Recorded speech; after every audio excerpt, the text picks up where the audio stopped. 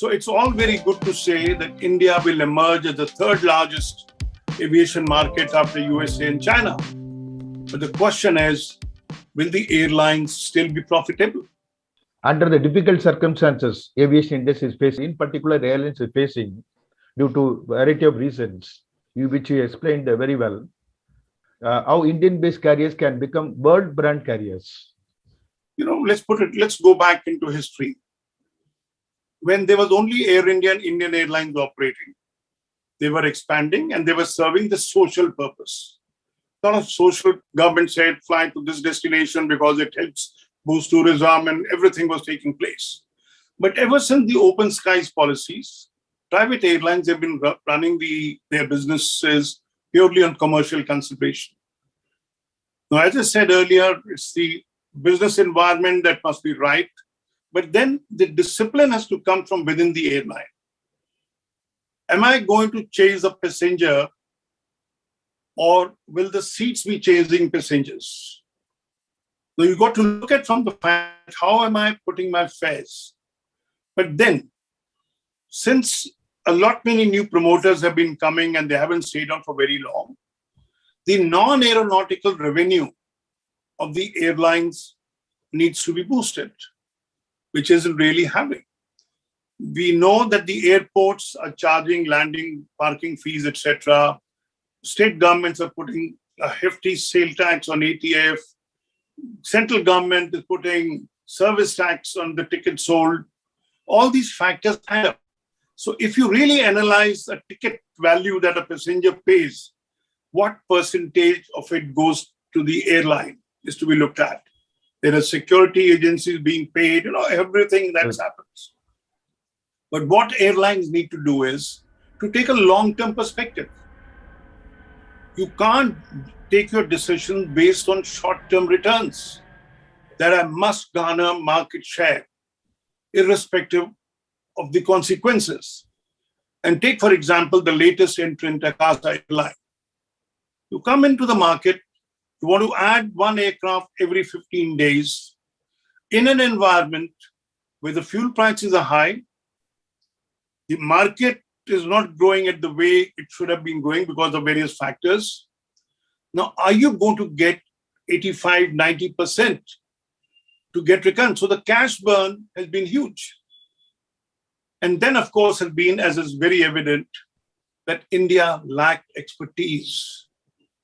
And this is best demonstrated, conclusively established, is that a large number of Indian carriers have foreign CEOs.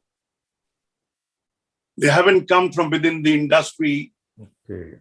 Now, of course, Akasa Airline can be said to be an exception, but don't forget that Vinay Dubey had worked abroad. Okay. So when you have an Indian heading, whether it was the Runojoy Datta of Indigo, etc., they'd all had their grounding in foreign airlines. So a time will come when there will be managerial people going up in the airlines hierarchy with airline background of India. So they need to get up on technology, get onto areas where the cost can be reduced. Don't try and expand your network to such a level or increase the number of frequencies. Said, I will make money, others may not make money, or my predecessor may have made mistake. I will not make mistake, without realizing that Indian market environment needs to be studied in depth. The weaknesses cannot be removed by an airline management. They go beyond the airline. The government has to do it. The passenger psyche has to change. Everything has to work out.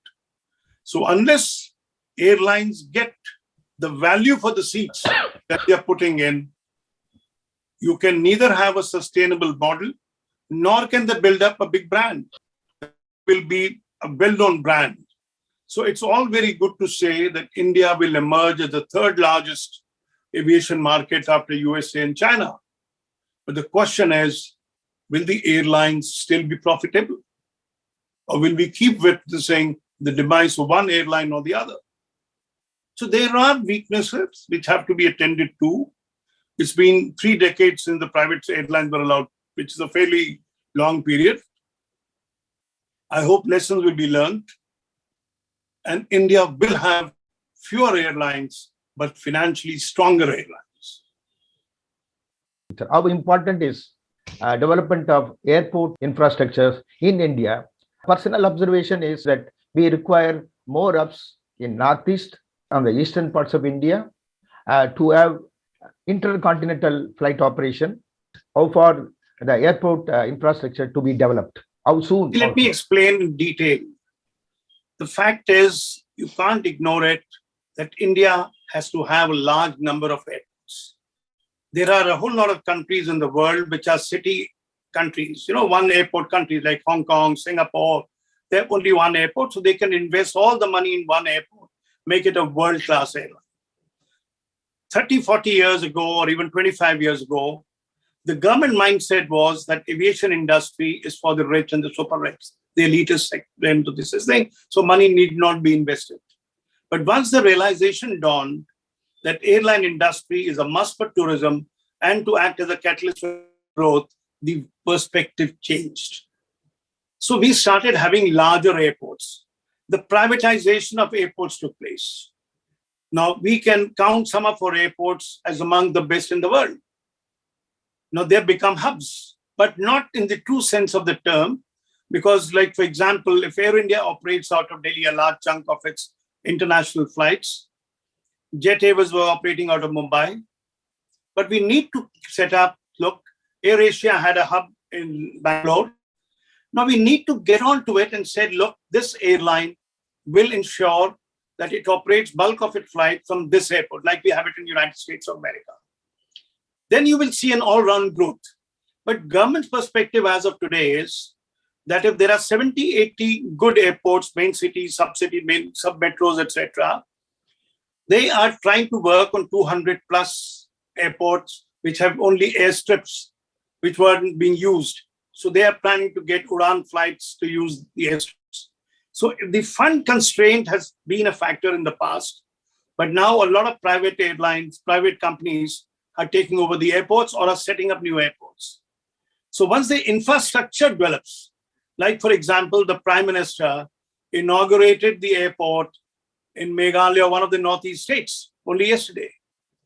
Now, when you have this kind of a thing taking place, there is growth taking place, but at a relatively slower pace. Now, we had a system that one airport is good enough. Now, Delhi, for example, has the big airport, and then another one is coming up in Noida. So the realization has come in that you can't have congestion. Airlines can't be told, we can't give you a landing slot at this airport simply because there are constraints. So with the emergence of the new aviation policy, and let's not forget the fact that it took roughly 25 years for the government to evolve aviation policy, civil aviation. And now that we are moving on it at high speed, the takeoff will be smooth, takeoff will be fast, and you will find a lot of international airlines coming in. They made a beeline for it, if you remember, but that was largely because the Indian carriers weren't flying abroad. Now, bulk of the Indian carriers, where are they flying? Gulf and Southeast Asia. Barring Air India, and to some extent Vistara, no airline is operating flights to Europe, States, or to Japan. So once you have hubs created, then you will find airports being developed, airlines developing, which will have a major stake in the growth of air traffic in the region. But the hub concept has to come in. Yeah, actually, I wish to refer in this context, especially from South India, where a lot of travelers bound for Europe and USA, they always go via foreign carriers, either to Doha or Dubai. Southern region, most of the greenfield airports have come, like Hyderabad, Bangalore. Bangalore recently also they opened a second terminal.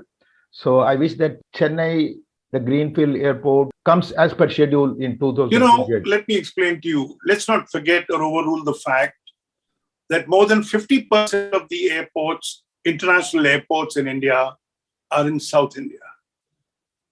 Okay. Kerala leading the south. You have Chennai, Bangalore, Hyderabad, all having, and Telangana, all having very good airports. And they've developed. Let's not also overlook the fact that a good many international airlines and Air India have announced commencement of direct flights to the United States from the southern airports. You see, we should not be judging our market from what has happened in the past. As I said, we have been constantly evolving. Airlines are realizing the potential. Professional managements know where to deploy the capacity and where they will garner more revenue. So it is not just international airlines which are operating flights from the southern airports, but Air India has a large business plan to operate direct flights. There's no reason why Bangalore should not have had a direct flight to San Francisco, one Silicon Valley to another. Like, as you said, that when you want to fly to London or to fly to the United States, why shouldn't direct flight be available? But they're coming in. Indian carriers were not enthusiastic on long-haul aircraft. So in India, unfortunately, had to recklessly or under for consideration, etc., give bilateral rights to Gulf carriers, Singapore Airlines, Southeast Asian carriers, Etihad, Qatar Airways, etc. But now that Air India does not have a fund constraint under a private owner, that's why they've been able to announce so many new flights. They are taking new aircraft on lease, placing an order for aircraft on ownership basis. But the growth is going to be there. And as you very rightly said, the growth can only come from areas which haven't fully been exploited in the past. And southern region is one such. Okay, your statement is very encouraging that Air India has planned long-haul flights from southern region. Sir, as a former executive director holding high position in Air India, rather you can say the STL Air India, given an opportunity, what will be the suggestion for the present Air India under Tata Sons or Thales Private Limited? You see, you cannot avoid a mention of Air India's past. Being a government airline with a board that was not necessarily professional, or the airline being run by the bureaucrats in Delhi, there were problems and problem galore. The decision making has to be quick. The technology absorption has to be fast. Growth has to be sustained. Now, you can't say, if I buy aircraft, I'll buy 100 aircraft, but I will not stagger them. So under Tata's, you're going to get a professional management, and you've got the person who has a perspective of experience of running an airline, and you know that you have to grow. You have to represent the sentiments of the country. Because Air India, in the eye of the public, still kind of thing raises nostalgia. Everybody wants Air India to do well. And no better owner than Tata's, who had originally founded the airline. And they have got a business plan. They've got deep pockets. Now, you can't say, look, I will not recruit people because I have no money to pay the salaries. I will not take aircraft on lease or grow my network because I have no money. I cannot have aircraft on ground for want of payment to these vendors, people, the company that supplies spare parts. Now, once you have a private owner who optimizes utilization of men and machines, expands the network on commercial consideration, this city will give me business. I should give more flights. Why is the competition taking away India originating traffic from India through their hubs in Southeast Asia or Gulf and denying Air India or an Indian carrier the right? So there are certain positives that you look at. Over the next 2 years, not just their ambitious plan of accounting for 30% of the domestic market, collectively of all airlines under Tata's, but international markets to grow worldwide. There is no reason why United States, you have 5 destinations there, but all flights originating either from Delhi or Mumbai. Why not from Bangalore? Why not from Hyderabad? Why not from Kerala? Why not from Chennai? So they are going to exploit the market. The private airlines were doing, or the global airlines were doing, but India was not doing. So I see a very, very bright future for Air India under the Tatas. It's not just that they are driven by the emotions that, oh, J.R.D. Tata had founded the airline. That time Air India was the world-class airline and we want to make it again. But the fact is the dynamics of markets have changed. The realization of the changes have to be taken into consideration in decision-making. So the experience, the new management team, the vision that you have, the potential of Indian market that exists needs to be exploited. And no better than a combination of Air India under the House of Tatas. So I'm very sanguine about it, that we are here to see it's not just that the Air India would change its scenario for itself, but the whole Indian aviation will get a boost worldwide. Having said that, Tatas will ensure a brighter future for Air India in the coming years, let's not also overlook the fact that Tata, before bidding for Air India for the disinvestment, had done a proper due diligence. It saw value in Air India. Air India's large global network, pilots, aircraft, trained manpower being available. So Air India should be looked at from this perspective, that while there may have been weaknesses, but it's given a platform to Tatas under their private ownership to make Air India an airline of world class. So we shouldn't overlook the role that Air India has played. And as I said earlier, the industry has been evolving, and Air India was set up in the 1950s. And so that was a time when there were various governments thinking on the airline, etc. But now that we have a professional setup, an ecosystem that's conducive for growth, so good luck to Air India under the Tatas. Mr. Jitender Bhargava, my final question. You are holding so many portfolios as a director in Air India. And you are also a keen observer, critic, still the most sought after by the media to take opinion from you. What is the message you like to give to G Chris TV viewers on the aviation scenario? You see, one has to understand the Indian aviation, the changes that are taking place. If anybody is under the impression that what exists in the current environment is a perfect one, I would disagree with it. Whether it's the Ministry of Civil Aviation, presently manned by the bureaucrats, I would love to see technocrats, aviation background people being in the aviation industry who understand what the airlines want. I want the promoters of airlines to see the industry as a whole and not from their own perspective. Because if you want to be harmful to the other industry and you are in a commanding position, you can always lower the fares and force the other airline to not be able to make money and lose out in the short term or the long term for that matter.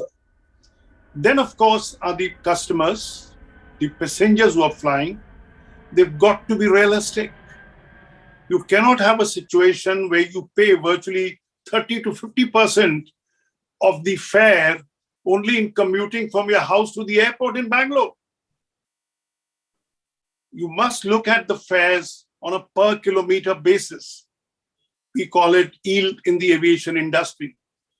Rupee earned per kilometer of passenger flown.